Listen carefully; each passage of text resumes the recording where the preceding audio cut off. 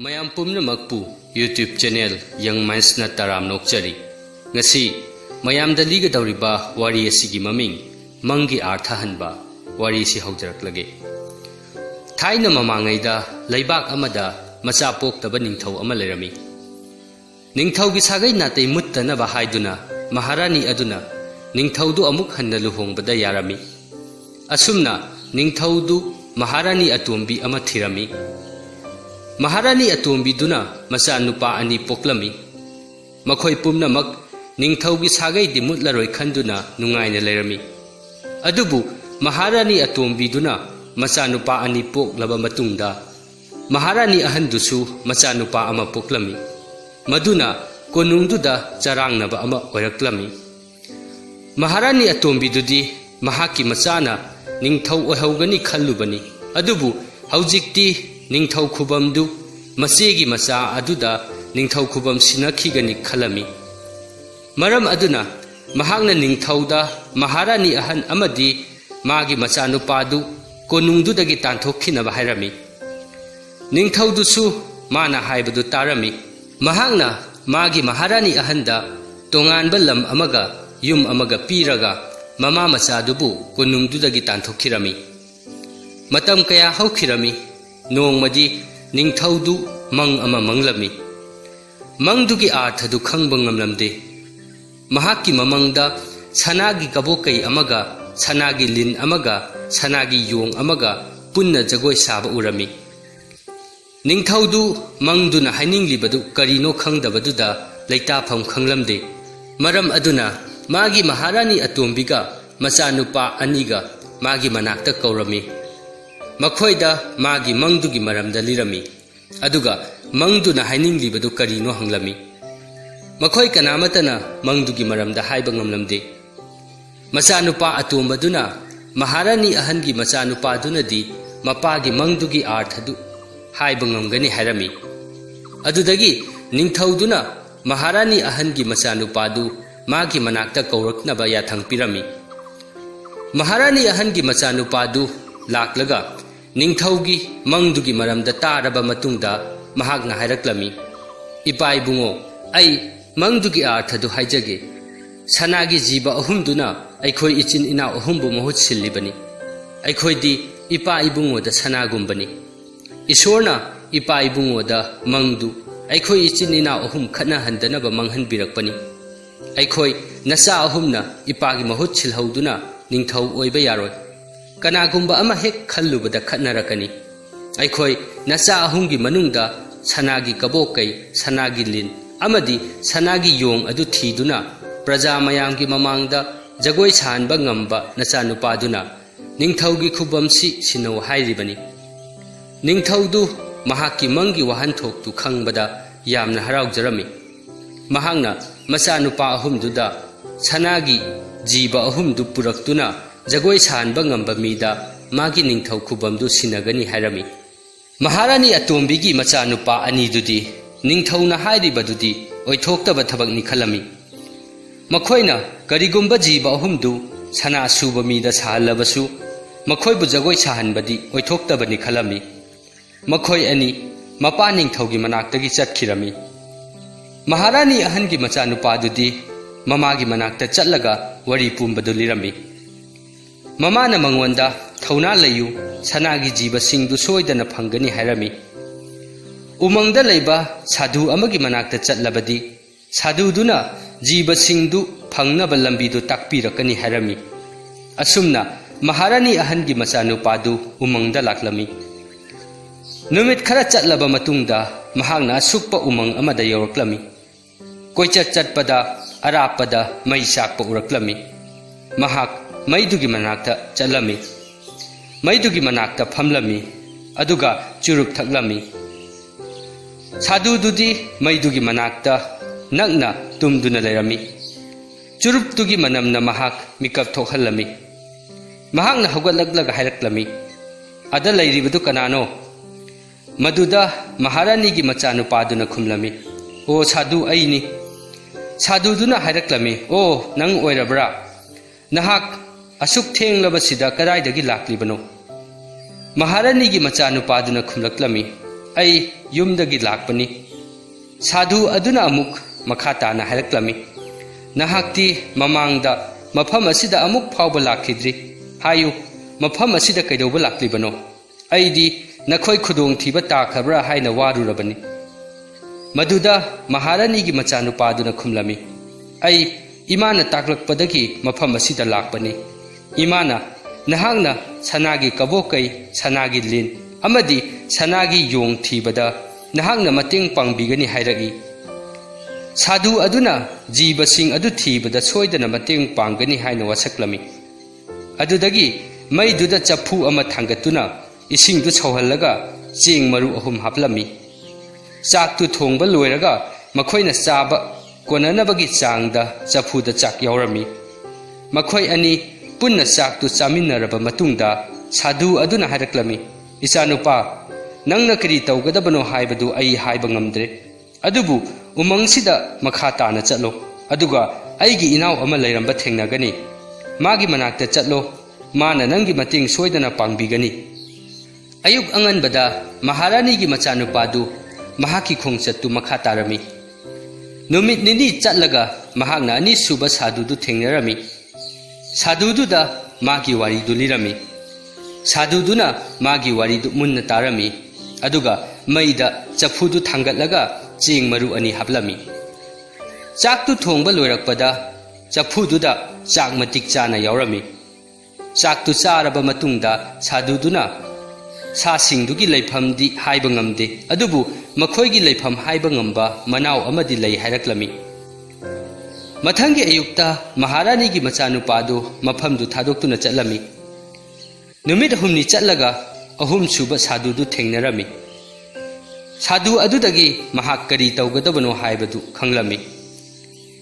साधु अदुसु चफुदा Cheng मरु अमा हापलगा मखोइ अनि चाबा कोननबा चाक थोंगलमी अयुक्ता साधु अदुना निंगथौगी मचानुपा अदु योट सुफम अमदा चटलगा योटना चुंगोय अमा सानबा हाइरमी चुंगोयदुगी मचेक्ता उनाना थेंगबदा उनादु तंखाइ ताना खाइदोकनबा चुंगोयदुगी मचेक्तु यामना थौगदबनि हाइरमी असुमना निंगथौगी मचानुपादु योट सुफमदा चट्टुना चुंगोयदु सारमी चुंगोयदु साधुदुगी मनाक्ता पुरक्लमी साधु अदुना चुंगोय अदु चांगजेंग तौसी हाइरक्लमी चुंगोयदु उ अमगी मखादा युंगदुना थमलगा निंगथौगी मचानुपादु उदुदा कादुना उदु निगलकनबा हाइरमी निंगथौ मचानुपादु उदुदा कादुना निकपददी उना अमता केलक्लमदे अदुदगी साधु अदुना उदुदा कादुना उदु निकपददी उदुगी उना मयाम केलक्लमी चुंगोयगी मचेक्ता थेंगबा उनासिंग अदु चुंगोयदुना अनि थोकना खाइदलमी साधु अदुना चुंगोय अदु यारे हाइरमी साधु अदुना मखा ताना हाइरक्लमी मदुदी निंगथौ मचानुपादुना उमंगदुदा मखा ताना चटपदा वागी युम अमदा लिन मतै मनाव अनि लैरंबा थेंगनगनी हाइरमी लिन अनिदुगी मचानुपी अमा लै अदुबु मचानुपीदु युमदगी मपान थोखंदे निंगथौ मचानुपादुना चुंगोयदु युमदुगी थोंगदा थमलगा महांगना उ अमगी मरुमदा लोतुना लैगदबनि हाइरमी लिंदुना युमदुदगी थोरकपदा लिन मतै मनाव अनिदु चुंगोयदुना तंखाइ ताना कक्तुना हातकनी लिन अनिदु सीरगा युमदुदा चंगदुना लिन अनिदुगी मचानुपी अदुदा सनागी सा अहुमदु कदाइदा फंगदबनो हंगनबा हाइरमी असुमना निंगथौ मचानुपादु साधुदुगी मनाक्तगी चटखिरमी नुमित जुंगलकपा अदवाइदा महांगना लिंदुगी मयुमदु यौरक्लमी महांगना चुंगोयदु लिंदुगी युमदुगी थोंजिंदा थमलमी नुमिदांग वाइरम ओरकपदा लिन अनिदु मयुमदगी थोरकपदा चुंगोयदुना कक्तुना सिरमी ममा मपादु सिखिबदगी मचानुपीदु ममा मपादु कैदौखरबगे खंगनबा युमदुदगी थोरक्लमी मचानुपीदु मयुमदुदगी थोरकपा हेक उबगा निंगथौ मचानुपादु मागी मनाक्ता चंगलमी मखोय अनि वारी सारमी मखोय अनि नुंगसिनरमी लिन लैसाबिदु ममा मपादु थुना काउथोकलमी निंगथौगी मचानुपादुगा युमदुदा पुन्ना नुमित कयानी लैमिनरमी लिन लैसाबी अदुना निंगथौ मचानुपादु युमदुगी नोंगसुप अमदी मखा थंगबा माइकैदा चत्तनबा हायरमी नोंगमदी निंगथौ मचानुपादु लिन लैसाबी अदुना हायबदु इलमदे महांगना नोंगचुप थंगबा माइकैदा चलमी खरा चलगा महांगना सनागी कबोकैसिंग जगोय सादुना लैरंबा थेंगनरमी महाक मदुदा ममित कुप्तना येंगदुना लैरमी महाकसु सनागी कबोकै अमदा ओनखिरमी अदुगा कबोकैसिंग अदुगा जगोय सारमी लिन लैसाबी अदुसु करी थोखिबगे हायबदु खंगलमी महांगना निंगथौ मचानुपादुबु इनरक्लमी अदुगा महाकपु कबोकैदगी मसागी असेंगबा सक्तमदा अमुक ओलहनबिरमी नुमित खरा लैरगा निंगथौ मचानुपादु मखा थंगबा माइकैदा अमुक चलमी महांगना सनागी लिनसिंगना जगोय सादुना लैरंबा थेंगनरमी महांगना मखोयबु येंगलुबदा महाकसु सनागी लिन ओलहनखिरमी लिनसिंग अदुना जगोय साबदु मासु यावरमी हंदकसु लिन लैसाबी अदुना माबु मियोयबगी सक्तमदा अमुक ओलहनबिरमी अमुकसु निंगथौ मचानुपादुना खा नोंचुप थंगबा माइकैदा चटपदा सनागी योंगसिंगना खोंनांग अमगी मखादा जगोय सादुना लैरंबा थेंगनरमी महांगना योंगसिंगदुना जगोय साबदु येंगलुबदा महाकपु सनागी योंगदा ओलहनबिरमी हंदकसु लिन लैसाबी अदुना मागी मियोयबगी सक्तमदा अमुक ओलहनबिरमी अदुदगिदी निंगथौ मचानुपादुना महाक मयुम हनबगी मतम यौरे हायरक्लमी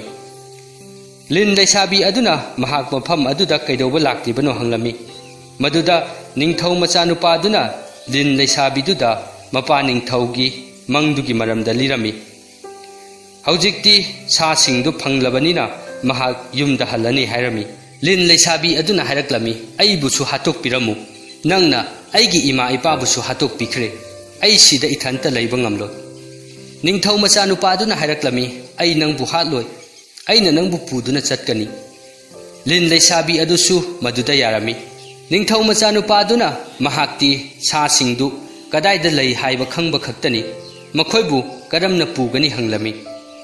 लिन लैसाबी अदुना हायरक्लमी नंगना अइबु पुंसिगी थादोगलोय अमदी अतोपा नुपी अमा लौरोय हाइना वासक्लबदी अइना सासिंगदु मतमदु यौरक्लगा पुथोकपा ngamgani निंगथौ मचानुपादुना माबु पुंसिगी थादोगलोय हाइना वासक्लमी मखोय अनि मयुम माइकै पांगलक्लमी मखोय अनीना अहुम सुबा साधुदुना लैरिबा मफमदु यौरक्पदा निंगथौ मचानुपादुना लिन लैसाबी अदुदा हायरमी अइना युम हलक्पदा अहुम सुबा साधु असिदा सासिंगदु मंगोंदा उटकनी हायरंबनी सासिंगसु पुरक्तबनीना अइ हौजिक करी तौगदबनो खंगदे अदुदगी लिन लैसाबी अदुना निंगथौ मचानुपागी फीदा किसी अहुम किबिरमी अदुगा साधु अदुना सासिंगदु उनिंगले हाइबगा किसीदु थोकनबा हायरमी निंगथौ मचानुपादुना अहुम सुबा साधुदुगी मनाक्ता चंगबदा साधुदुना सासिंगदु उनिंगले कदाइनो हंगक्लमी मदुदा निंगथौ मचानुपादुना खुमलमी अइ चप चाबदी हाइबा ngamdre अदुबु अइगी किसीदा करिगुंबा खरदी कीरी मदु हायरगा महांगना किसीदु थोकलमी किसीदु थोकपदा फीदुदा लैबाक मचेत अमगा चफु मचेत अमगा मैताल मचेत अमगा यावरंबा थेंगनरमी महांगना पोतसिंगदु लंगथोकलमलगा लिन लैसाबी अदुगी मनाक्ता लाक्लमी अदुगा हंगलमी नंगना फीदुदा कानदबा पोतसिंग हापलमलिबदु करिगिनो लिन लैसाबी अदुना हायरक्लमी नहांगना थाजबदी थमदना नंगना थाजरमलबदी सासिंगदु लैबाक मचेत चफु मचेत अमदी मैताल मचेत करिसु ओलमलोय अदुदगी मखोय अनि खोंचत मखा तारमी अनि सुबा साधु अदुगी मनाक यौरकपददी साधु अदुना सासिंग अदु पुथोरकनबा हायरमी हंदक्ति निंगथौ मचानुपादु मसाबु थाजरमी महांगना किसीदु थोकपदा सनागी कबोकै सनागी लिन अमदी सनागी योंगदु थोरकलमी मथंगदसु अहानबा साधु अदुदा सासिंगदु उलमी अदुदगी मखोय ममागी मयुमदा लाक्लमी हाइनखिबा मतमदु यौरकपदा निंगथौ मचानुपादुना मपा निंगथौगी मनाक्ता लाक्लमी अदुगा मपादा महाकी युमदगिना सासिंगना जगोय साहनगदौरिबा मफमदु फावबा कनानसु महाक लाक्पा उहंदनबा लंबीदु खाजनबिनबा हायरमी ꯅꯤꯡꯊꯧꯅ ꯃꯍꯥꯛꯅ ꯍꯥꯏꯔꯤꯕꯗꯨ ꯄꯥꯡꯊꯣꯛꯅꯕ ꯌꯥꯊꯪ ꯄꯤꯔꯝꯃꯤ꯫ ꯍꯥꯏꯅꯈꯤꯕ ꯃꯇꯝꯗ ꯃꯤ ꯄꯨꯝꯅꯃꯛꯇꯨ ꯁꯥꯁꯤꯡꯗꯨ ꯌꯦꯡꯅꯕ ꯃꯐꯝꯗꯨꯗ ꯊꯣꯝꯖꯤꯟꯅꯔꯛꯂꯝꯃꯤ꯫ ꯑꯗꯨꯗꯒꯤ ꯅꯤꯡꯊꯧ ꯃꯆꯥꯅꯨꯄꯥꯗꯨꯅ ꯁꯥꯁꯤꯡꯗꯨ ꯂꯝꯍꯥꯡꯗꯨꯗ ꯊꯥꯗꯣꯛꯂꯝꯃꯤ꯫ ꯃꯍꯥꯛꯀꯤ ꯅꯨꯄꯤꯅ ꯈꯥꯖꯤꯟꯕ ꯂꯝꯕꯤꯗꯨꯗꯒꯤ ꯂꯣꯠꯇꯨꯅ ꯇꯨꯃꯤꯟꯅ ꯌꯦꯡꯂꯝꯃꯤ꯫ ꯃꯥꯅ ꯁꯥꯁꯤꯡ ꯑꯗꯨꯕꯨ ꯖꯒꯣꯏ ꯁꯥꯍꯜꯂꯝꯃꯤ꯫ ꯃꯤꯌꯥꯝꯗꯨ ꯅꯨꯃꯤꯠ ꯆꯨꯞꯄ ꯑꯃ ꯁꯥꯁꯤꯡ ꯑꯗꯨꯅ ꯖꯒꯣꯏ ꯁꯥꯕꯗꯨ ꯌꯦꯡꯂꯝꯃꯤ꯫ ꯅꯤꯡꯊꯧꯗꯨ ꯅꯨꯄꯤ ꯑꯇꯣꯝꯕꯤꯗꯨ ꯊꯥꯗꯣꯛꯂꯝꯂꯒ ꯅꯨꯄꯤ ꯑꯍꯟ ꯑꯃꯗꯤ ꯃꯆꯥꯅꯨꯄꯥꯗꯨꯒ ꯄꯨꯟꯅ ꯅꯨꯡꯉꯥꯏꯅ ꯂꯩꯈꯤꯔꯝꯃꯤ꯫ ꯋꯥꯔꯤ ꯑꯁꯤ ꯃꯇꯥꯡ ꯑꯁꯤꯗ ꯂꯣꯏꯁꯤꯟꯖꯔꯦ꯫ ꯋꯥꯔꯤ ꯑꯁꯤ ꯂꯤꯕꯗ ꯁꯣꯏꯈꯤꯕ ꯌꯥꯎꯔꯕꯁꯨ ꯇꯥꯕꯤꯔꯤꯕ ꯄꯨꯝꯅꯃꯛꯅ ꯉꯥꯛꯄꯤꯅꯕ ꯅꯣꯂꯨꯛꯅ ꯍꯥꯏꯖꯔꯤ꯫